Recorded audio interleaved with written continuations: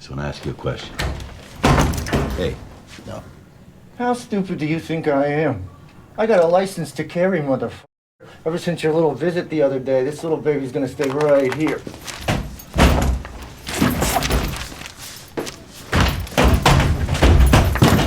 Hey guys, Brandon here, and I want to talk about Ryan Gosling. I know he's not really like an unsung supporting actor of Hollywood, but he's just so damn likable, and I like what he does, I like what he's all about, and I submit that he is the prettiest character actor today. So let's talk about his earlier roles for Disney and the beloved nation of Canada, his more best-known roles, and some of my personal favorites. As always, if you like this video, please hit the like button, subscribe, hit the notification bell, everything that helps this channel out. And thanks again. I think we can all agree that Ryan Gosling is a hunk. You probably get a lot of attention from the ladies. Do you think of yourself as a hunk? Is it weird for me to think that he's a hunk? Yeah, I mean, why would that be weird? Do I think he's a hunk? Yes. Okay. Do I think that he smells like mahogany, citrus, and coconut? Yes. If I were to bury my face into his warm, inviting, hairless chest, Seriously? It's like you're photoshopped. Would that moment be brief and yet somehow unfold into an eternity in which the only light I see and feel is our love? I don't know. I'm spitballing here. So yes, hunk. But he's always been more than that, and his recent performances in The Nice Guys and Barbie have elevated him into what I like to call attractive character actor territory, a rare and beautiful niche occupied by a select few. You know how you thought you knew George Clooney until he played a paranoid, sex-crazed moron in Burn After Reading? Live dangerously, huh? I look like George Clooney. I don't know what George Clooney looks like. Oh, he's a hunk. Or how Brad Pitt played a dim-witted personal trainer in Burn After Reading. You think that's a schwinn? No! I really like Burn After Reading. They're both hunks. Check, please. Yes, these extremely popular leading men played against type in a couple films, but it seems as though Ryan has done that constantly throughout his entire career. He's got the rare knack to easily steal scenes in a supporting role, or be front and center in the lead role, or even legitimately make you laugh as the host for SNL. I don't understand what you want me to do. So let's go back to when this baby goose was starting to fly, when he was whisked away from his Canadian homeland to become a Mouseketeer for the Disney Channel for 2 years, starring alongside Britney Spears, Christina Aguilera, and Justin Timberlake. I love in this news story about Ryan, you can tell how excited he is. I know the producers probably just said, all right, we need some B-roll of you, walking up to your house. But even then, Ryan couldn't just do it straight. He hammed it up. Look, he did a little heel kick. That little dork. Oh, and it didn't stop there. He went all in for this musical number in his living room for the news story as well.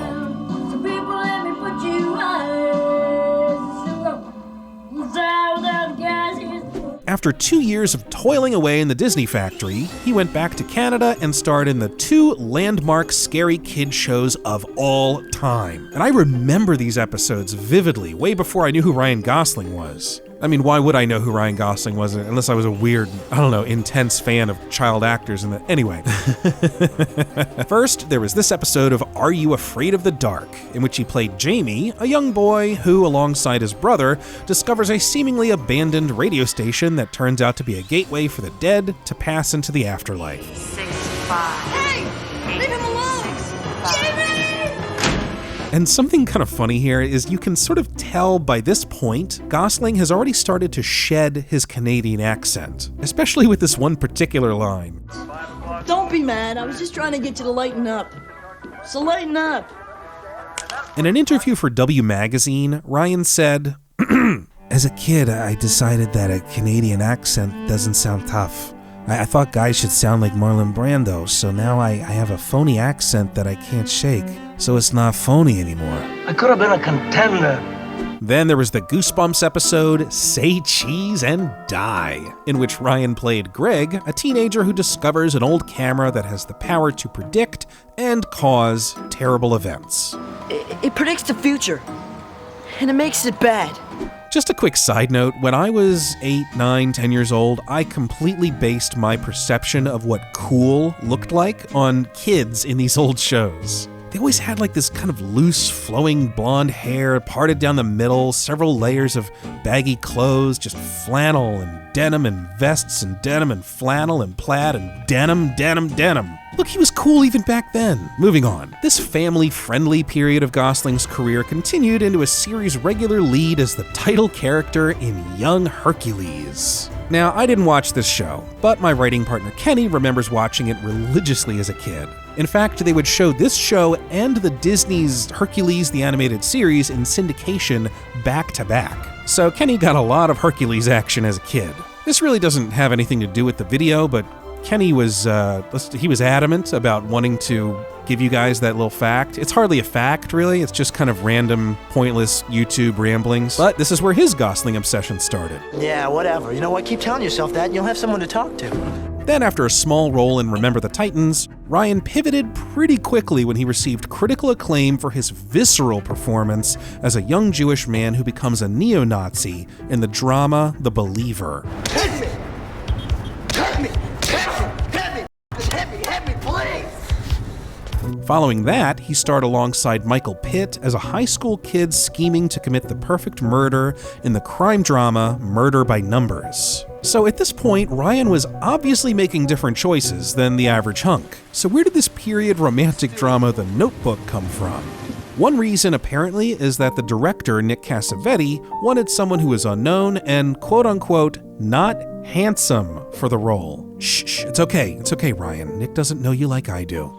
We're gonna have to work at this every day, but I want to do that because I want you. I want all of you, forever, you and me, every day. So it's kind of funny to me that Ryan became this heartthrob dude after the success of The Notebook, when he never consistently did projects like that. Instead, he was just hitting it out of the park with interesting characters. Well, I feel good today. Anyone else feel good? He got an Oscar nomination for playing a crack-addicted public school teacher in Half Nelson. The kids keep me focused. Then a Golden Globe nomination for playing a socially awkward man in a relationship with a sex doll in Lars and the Real Girl. Did you hear that? Bianca just said that that's why God made her, to help people. And his Golden Globe nominated performance in Blue Valentine might be my favorite. I've avoided watching this movie again because it's like mainlining raw depression into your veins. I don't know about you guys, but my image of Gosling at this point in my life was The Notebook. That was it. My girlfriend talked about him constantly, had a Notebook poster on her wall, and I'd see him kissing in the rain and think, this guy. And then I watched Blue Valentine, which shows two contrasting phases of a relationship, and god damn it if Ryan didn't win me over. In the early days of the relationship, he's charming and funny, and I love the scene in which he plays the ukulele for Michelle Williams. You always hurt the ones you love, the one you shouldn't hurt at all. The whole sequence has that same kind of spontaneous, organic magic that some of the best romance stories have. It reminded me of Before Sunrise a little bit. So after Ryan has won me over and gotten me to not just tolerate but look forward to his screen presence as a young hunk, we jump forward years into the future. Balding, overweight, dumpy. Hey, when you smoke, it doesn't look cool anymore. It just looks sad. He's a changed man, clearly depressed, jealous, paranoid, a drinker, trying to chase that feeling he and his wife had all those years ago, trying to recreate moments, but instead of them feeling spontaneous, it just feels forced. I'd like to see you have a job where you don't have to start drinking at 8 o'clock in the morning to go to it. No, I have a job that I can drink at 8 o'clock in the morning. What a luxury, you know? I get up from work, I have a beer, I go to work, I paint somebody's house, they're excited about it, I come home, I get to be with you. This is the dream.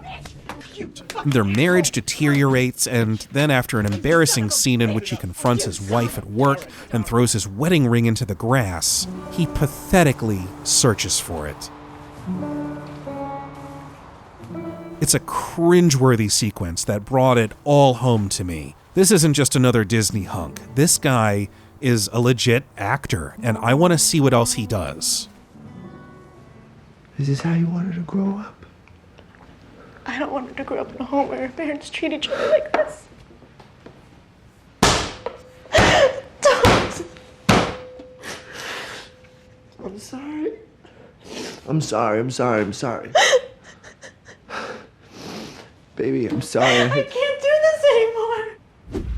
What followed is the career that we've all come to know, in which Gosling chose a variety of fun, interesting characters to play. A suave pickup artist in Crazy Stupid Love, a stoic Clint Eastwood-esque stunt driver in Drive. I drive. And he proved his triple threat status in one of my favorite films of his, La La Land.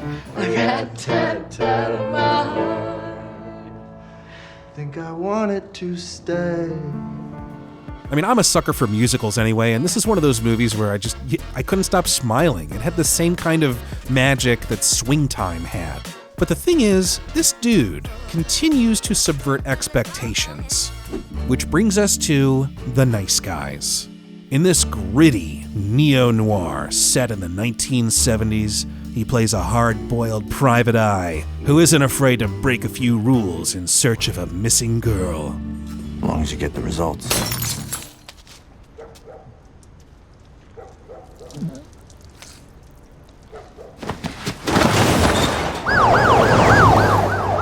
We're losing him. Go! Hurry up! Don't go anywhere. Don't stay with me. Stay with me.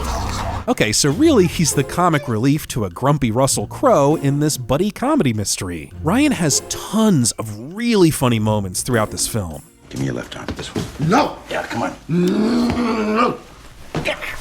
Look, when you're talking to your doctor, just tell him you have a spiral fracture of the left radius. No! No! Deep breath.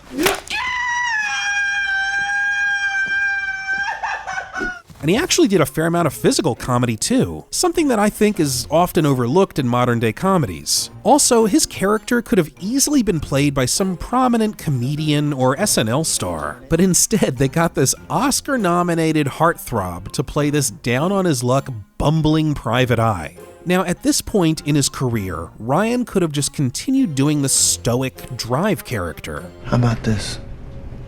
Shut your mouth, or I'll kick your teeth down your throat and I'll shut it for you. He already has this innate ability to play the mysterious protagonist that the audience can rally behind and sort of project their thoughts and feelings onto. The less you do and say, the more the audience uses their imagination to figure a character out. And Ryan's done this several times in projects like A Place Beyond the Pines, Only God Forgives, You wanna fight? and Blade Runner 2049, where he played the saddest of robot boys. You look lonely.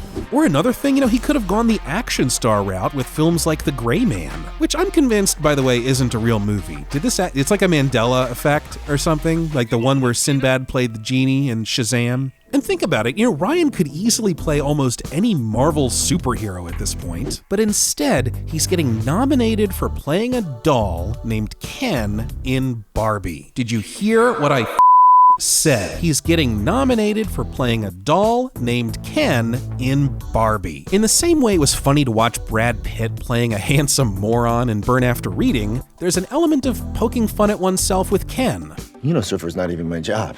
I know. And it is not lifeguard, which is a common misconception. Very common. Yeah, because actually my job, it's just beach. Maybe that would have been enough, but the fact that Ryan went above and beyond with this performance comedically is astounding. We really went full circle here. I mean, look at these dance scenes. Objectively, look at how much fun he's having. He's that little 12-year-old Canadian dork all over again, playing it up for the cameras.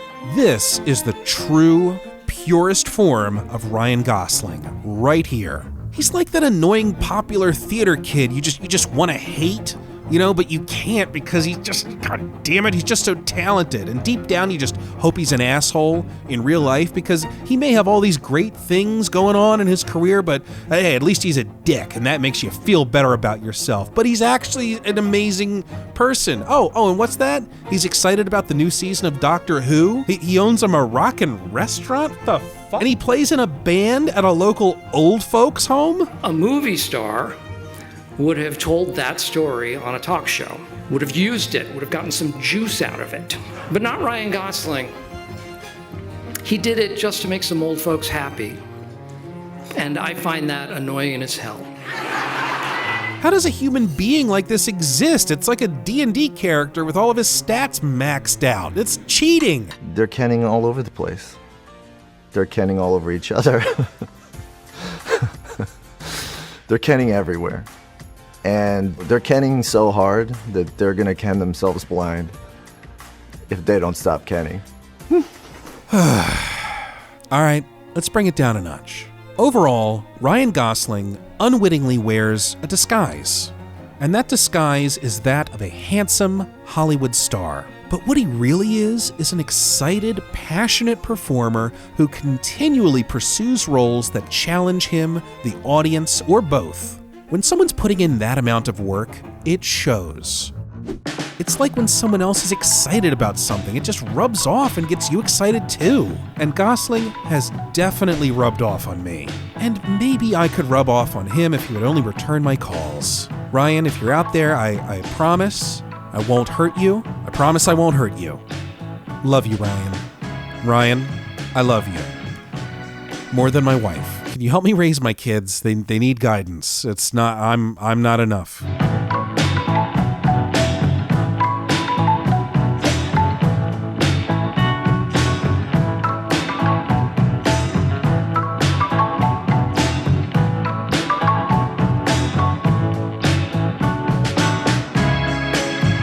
Ryan Gosling, if you're out there, I don't mean to weird you out. We don't have to be together in like a romantic way. We could just hang out.